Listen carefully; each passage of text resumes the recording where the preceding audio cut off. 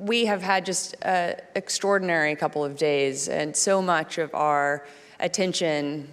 I believe, has been appropriately oriented toward the dangerous backsliding that women and girls are experiencing in this country and all around the world in terms of our fundamental human rights in accessing reproductive health care and accessing education and accessing good job opportunities, and the persistent wage gaps, the persistent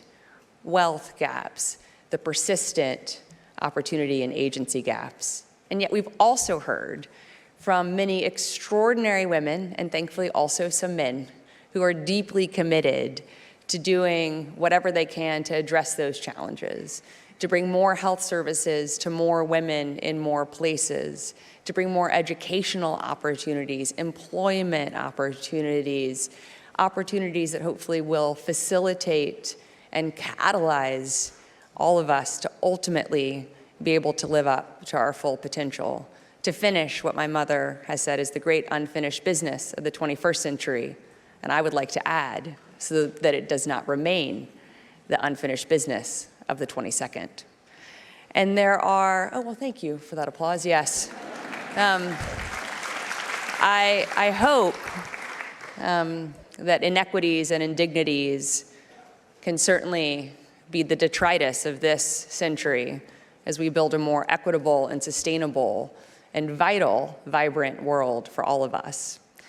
And there are very few people who have been more dedicated to this than the woman I'd like to invite to the stage now. Elise Nelson of Vital Voices has been a tireless champion with her organization to do everything that they can possibly dream up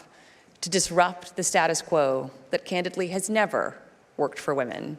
to do whatever they can to advance and protect women's economic, social, and political capital and power.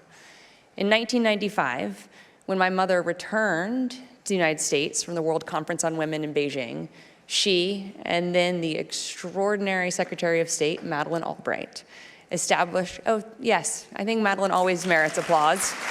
Thank you.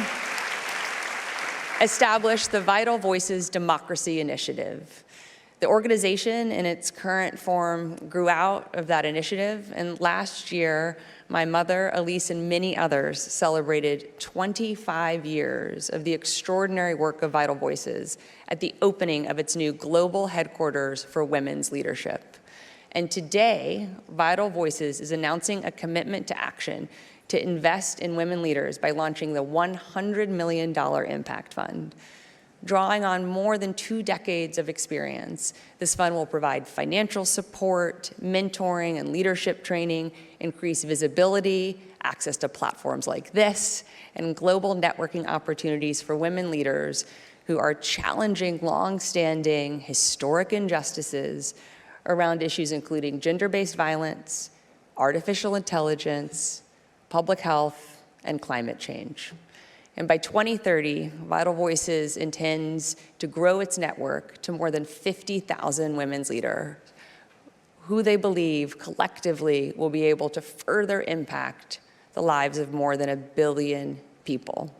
And one of the things that I have always admired that is built into the ethos of Vital Voices, and certainly part of Elise's indefatigable leadership and vision, is to prioritize community over competition and action over rhetoric. I am confident that Vital Voices will get this done because they have always overmet any goal they have set for themselves. And we are certainly living in a moment where we need to set ambitious goals for women and girls' health, well-being, agency, and human rights, and then we need to hold ourselves accountable to exceed those goals. So I want to thank Vital Voices and Elise for their commitment, and I look forward to hearing their updates over the years to come as they exceed their own ambitious targets, because the women and the girls of the world deserve nothing less. Please give Elise and Vital Voices a round of applause.